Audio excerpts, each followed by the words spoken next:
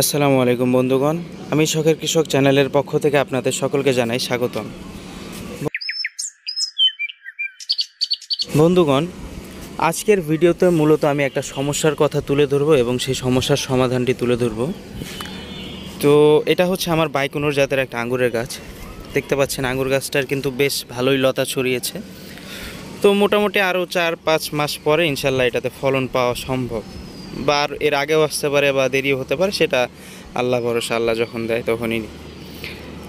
কিন্তু সমস্যার বিষয়টা হচ্ছে এই ধরনের লতানো গাছ, যেরকম এই যে আঙ্গুর গাছটা, বা এই ধরনের যে আমার পুঁই শাক গাছ দেখতে পাচ্ছেন, অথবা আমার কাছে আরও একটা লতানো, বেশ কিছু লতানো গাছ ছিল, এখন খুব একটা নেই। আরও একটা লতানো গাছ হচ্ছে এই ধরেন পথস, কেউ কেউ এটাকে পথস বলে, কেউ কেউ মানি প্ল্যান্ট বলে, যে যেটা বলুক।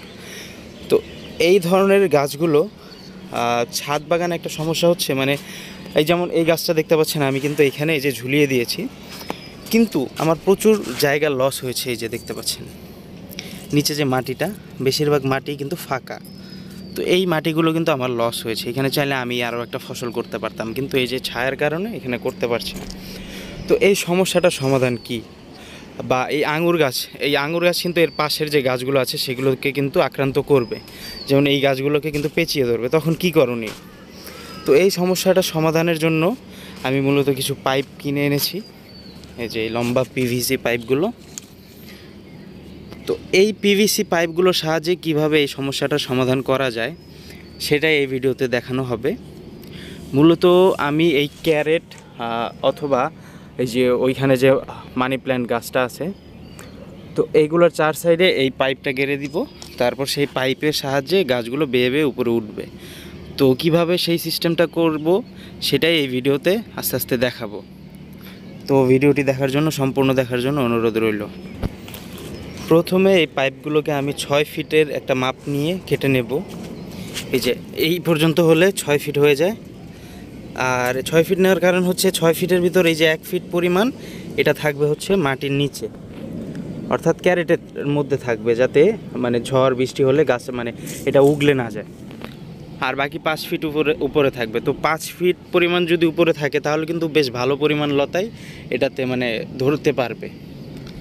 আর কিছুক্ষণ পরে হয়তো বৃষ্টি হতে পারে। তো আশেপাশের আবহাওয়াটা খুবই সুন্দর লাগছে। যাই হোক, তো এই সাইজ করে আমি 4টা কেটে নেব। 4টা কেটে 4 সাইডে লাগিয়ে দিব। তো কাটার পরে আবার আপনাদেরকে দেখাচ্ছি। তো এই যে 6 ফিটের সমান করে কেটে নেওয়া হয়েছে। আর এই যে বাকি 4 ফিট থাকলো, এই 4 ফিট আমি ইউজ করব এই পথস বা মানি প্ল্যান্টের জন্য। আচ্ছা, আর একটা কথা আপনারা বলতে পারেন যে নেট কেন আমি ইউজ করছি না। আসলে নেট যদি ইউজ করি, এই যে এর আগে আমি বেশ কিছু নেট ইউজ করেছিলাম, কোন নেটগুলো ইউজ করেছি সেটা দেখাচ্ছি। এই যে আরও একটা আঙ্গুর গাছ, তো এই নেটগুলো আমি ইউজ করেছিলাম। এই নেটগুলো যদি আমি এই প্রান্ত থেকে ওই প্রান্তে ইউজ করি তাহলে কিন্তু প্রচুর জায়গা নষ্ট হচ্ছে। যদি আমি শুধু এই কর্নারটাতে ইউজ করি তাহলে দেখতে পাচ্ছেন কতখানি জায়গা নষ্ট হতো। এখানে এই কর্নারটাতে কতগুলো গাছ মানে এখন রাখা যাচ্ছে।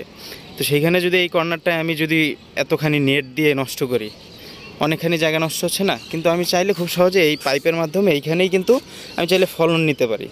তো এই একটা পাইপ ইউজ করে দেখাচ্ছি, এরপর বাকি 3টাও সেট করে তারপর দেখাচ্ছি।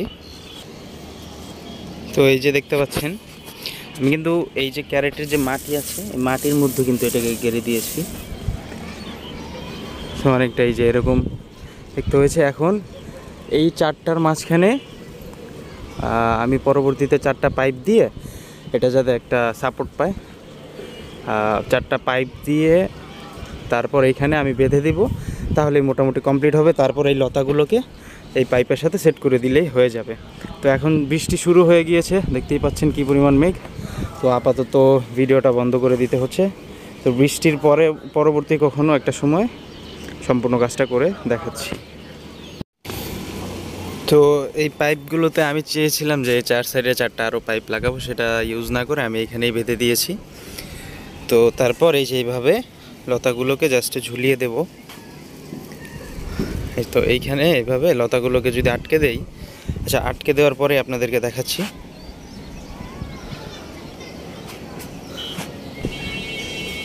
তো ব্যাস এইভাবেই লতাটা পেঁচিয়ে দিব, তাহলেই মোটামুটি হয়ে গেল। এই সেম প্রসেসে আমি আমার যে পথস রয়েছে সেটাও ওইভাবে পেঁচিয়ে দেবো বাকি পাইপগুলো দিয়ে। তো যেহেতু আমার পথস গাছগুলোর এখানে আরও বেশ কিছু ঝামেলা আছে, এগুলো পরিষ্কার করতে হবে, তাই আপাতত এটা দেখাচ্ছি না। আশা করি আপনারা এইটা দেখেই বিষয়টা বুঝতে পেরেছেন। তো ভিডিওটি ভালো লাগলে অবশ্যই চ্যানেলটি সাবস্ক্রাইব করবেন এবং আপনাদের মতামত কমেন্ট করে জানাতে ভুলবেন না এবং ভিডিওতে একটি লাইক দিয়ে দিবেন। সকলের জন্য অসংখ্য শুভকামনা রইল। আসসালামু আলাইকুম রহমতুল্লাহ।